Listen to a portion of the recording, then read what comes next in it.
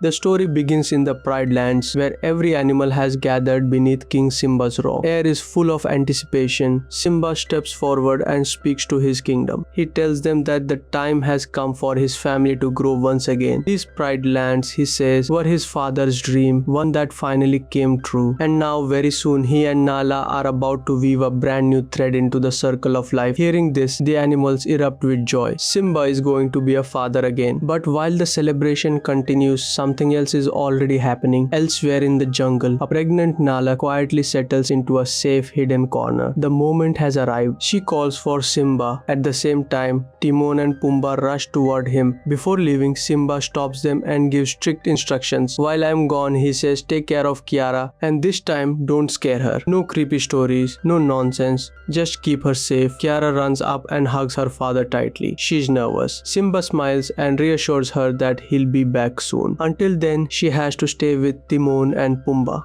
The moment Simba leaves, Timon and Pumbaa can't help themselves. They immediately start telling Kiara how they defeated Scar. Kiara looks confused. She had always heard that her father defeated Scar. Before they can explain, the sky suddenly changes. Thunder roars, lightning flashes, rain pours down. Terrified, Kiara runs into a cave and hides. That's when Rafiki appears. Seeing him instantly makes her feel better. Rafiki tells Kiara that her parents have gone to the very place where they once brought her into the world, and when they return, they'll bring her a gift she will never forget. But Kiara is still shaking. The thunder hasn't stopped. Rafiki smiles gently and tells her something surprising. Your father was afraid of lightning too when he was young. He says he used to hide behind King Mufasa. He tells her about a night long ago. One night, King Mufasa took young Simba to the top of a cliff during a storm. Instead of hiding, Mufasa told Simba to roar at the thunder. All night long, father and son stood together, roaring back at the storm until the fear disappeared. Hearing this, Kiara lowers her head and quietly says she'll never be like her father or her grandfather. Her courage collapses. That's when Rafiki realizes something. This is the moment she needs a story. Far beyond the Pride Lands, past towering mountains and endless deserts, there was a place where rain hadn't fallen for 20 new moons. The land was cracked. The air was heavy. Animals were dying of thirst. In that harsh land lived a young cub named Mufasa. One day he asked his parents about a strange light glowing in the distance. His mother smiled and told him that beyond the last cloud was a place called Milele, a land filled with water, food and peace. Mufasa asked if they could go there. His mother answered that they already were, and if he wanted, she said he could feel it right now. Mufasa closed his eyes. Suddenly Milele came alive in his imagination. Green fields. Then a single raindrop landed on his face. The first in years, dry rivers filled with water. Animals rushed forward in joy, laughing. Mufasa ran toward the river and jumped in, but the water kept rising. The current pulled him into the middle. He struggled. Panic set in. His father leapt into the raging water, fighting the storm, and threw Mufasa toward the shore. But the danger wasn't over yet. On the cliff above, Mufasa's mother was calling to him. He was almost there when a baby elephant was swept into the rocks by the flood. The barrier broke. Water exploded forward. Mufasa clung to a piece of wood as the river carried him far away, far from everything he knew. And that's when he reached another river and saw another cub. His name was Taka. Taka shouted from the riverbank, warning Mufasa not to move. Crocodiles were circling in the water, slowly closing in. Panicking Mufasa, that's when Taka's mother Ishi arrived. With a powerful roar, she charged into the river and scared the crocodiles away. Mufasa's life was saved, but he didn't realize yet what this rescue would cost him later. At Taka's request, Ishi brought Mufasa back to their home, but King Obasi was not pleased. He didn't want a stranger living with his family. Worse, he feared that Mufasa might grow up and one day take his throne. Poisoned by fear and suspicion, Obasi made a cruel decision. He ordered Taka and Mufasa to race. If Mufasa lost, he would be killed. If he won, he could stay. And Obasi promised never to harm him. The race began. Weak from days of hunger, Mufasa struggled while Taka surged ahead. But just before the finish line, Taka slowed down on purpose. Mufasa won. In that moment, he didn't just gain his life, he gained a family. Time passed. Mufasa and Taka grew up together, inseparable like real brothers. They laughed, played, and trained side by side. But something underneath never changed. King Obasi still resented Mufasa. One day he pulled Taka aside and warned him to stay away from the stray. "After me you will be king," Obasi said. "Kings are not raised among mothers. You belong with me." Meanwhile, Mufasa was being raised by Eshe. She taught him how to hunt, how to track hidden prey, and how to read the movement of herds. One day, as Eshe and Mufasa practiced hunting, Taka secretly watched from a distance. That's when a pride of white lions attacked. Eshe stepped forward to fight and shouted for Mufasa to run. Taka panicked and fled with the others. But Mufasa stayed. He fought alongside Eshe. One white lion was killed. The other fled in fear. Eshe survived. When Obasi learned what had happened, he thanked Mufasa sincerely for the first time. But far away, the surviving white lion returned to his king, Kiros. Hearing that his son had been killed, Kiros roared in fury. In his rage, he ordered his lionesses to kill the coward who had run away. That night, Obasi warned Taka that no one must ever know he had fled the fight. "You are royal blood," he said. "One day, you will be king." Soon after, Obasi's spy returned with devastating news. Kiros and his massive pride were preparing to attack. Every warrior would be forced to fight two enemies at once. Obasi made his choice immediately. Taka had to be protected, no matter what. He ordered Mufasa to take Taka and leave, to guard him at all costs. Mufasa refused at first. He didn't want to abandon his family, but when Eshe herself told him to go, he bowed his head and obeyed. Back in the cave, even then Obasi stood firm. He told Kiros he didn't want war. Kiros laughed and declared himself the last true king of the Valley of Ice. After killing Obasi, he said everything the sunlight touched would belong to him. There would be only one king. Meanwhile, Mufasa and Taka ran. Behind them, Kiros followed. Roars echoed through the mountains. The brothers ran faster and faster until they reached the edge of a cliff. Below them, a river crashed through a deep gorge. Mufasa was ready to fight, but Taka wasn't. Terrified, just like his father, Taka grabbed Mufasa and jumped. They plunged from the cliff into the river below. For a brief moment, they thought they were safe, but that feeling didn't last. One by one, Kiros and his pride leapt after them. Fighting the raging current, Mufasa and Taka barely escaped and reached land downstream. Moving deeper into the jungle, they encountered a lone lioness named Sarabi.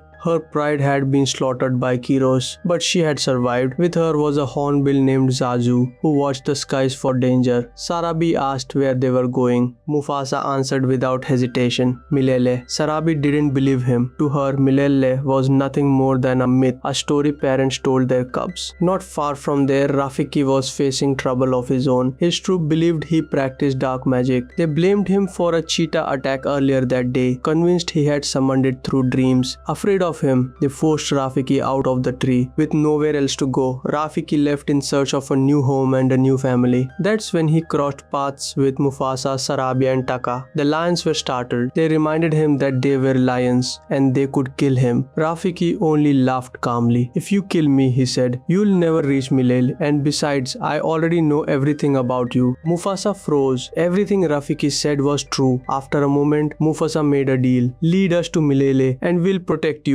We won't hurt you." Taka still didn't trust him. He wanted to kill Rafiki and be done with it. But Mufasa stopped him, and just like that, Rafiki joined their journey. Back in the cave, Timon and Pumbaa interrupted the story, annoyed that Rafiki had added himself before even introducing them. Rafiki ignored them and continued. That night, Mufasa dreamed of Milele again. Rafiki told him these weren't just dreams. His mother was guiding him. Where he was going, family awaited. In the morning, Mufasa stood at the edge of dark, jagged ravines. He remembered his mother's words. Milele lay beyond them. He decided they would travel through the rocky valleys to avoid leaving tracks. Sarabi refused at first, but when Mufasa asked her to close her eyes and feel the danger behind them, she sensed it. Kiros and his pride were close. Realizing the truth, she agreed. As they descended into the ravines, Taka quietly asked Mufasa how to speak to Sarabi. He wanted her to become his queen. Mufasa smiled and told him to praise her, to tell her how beautiful the flower valleys of her homeland must be. Taka was stunned. "How did you know that?" Mufasa replied that he could sense it from the scent of her mane.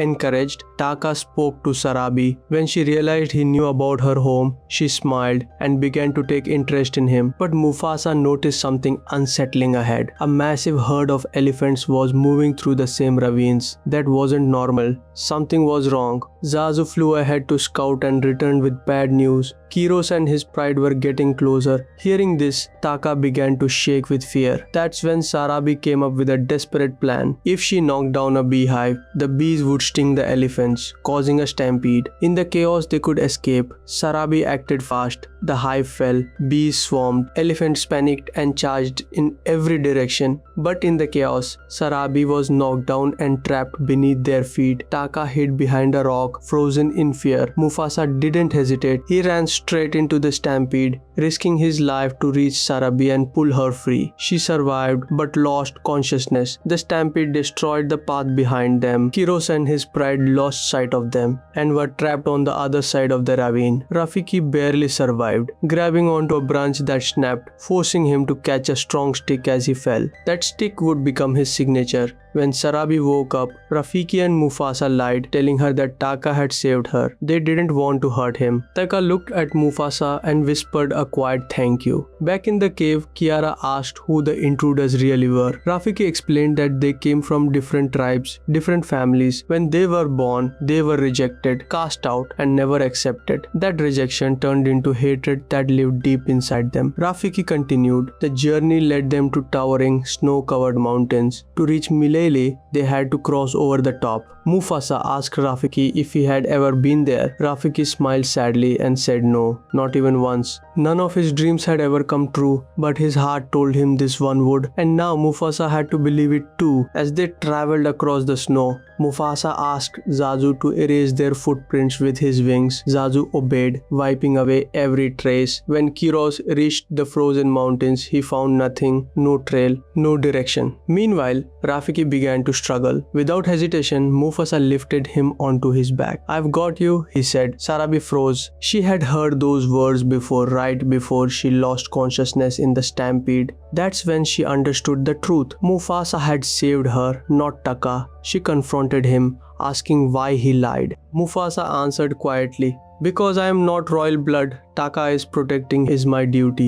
Sarabi shook her head. "No," she said. "That isn't Taka's destiny. It's yours. And Taka's destiny was to protect you." Sarabi began to fall for Mufasa, and somewhere deep inside, Mufasa felt the same. But hidden behind the rocks, Taka heard everything. Jealousy burned inside him. Pain twisted his heart. He believed Mufasa had stolen his future, his crown, his love, his place. Broken and furious, Taka left alone and went straight to Kiros. Taka stood before Kiros and told him the truth, or at least his version of it. He said it wasn't him who killed Kiros' son, it was Mufasa. And without Taka's help, Kiros would never reach Milele. Kiros narrowed his eyes and asked why Taka would betray his own brother. Taka answered with pain in his voice. "Mufasa took everything from me," he said. "My love, my future, my family. If Mufasa hadn't killed your son, my parents would still be alive now. I'll take you to Milele." Desperate and lost in the frozen mountains, Kiros agreed, and just like that, Taka joined the very enemy he feared.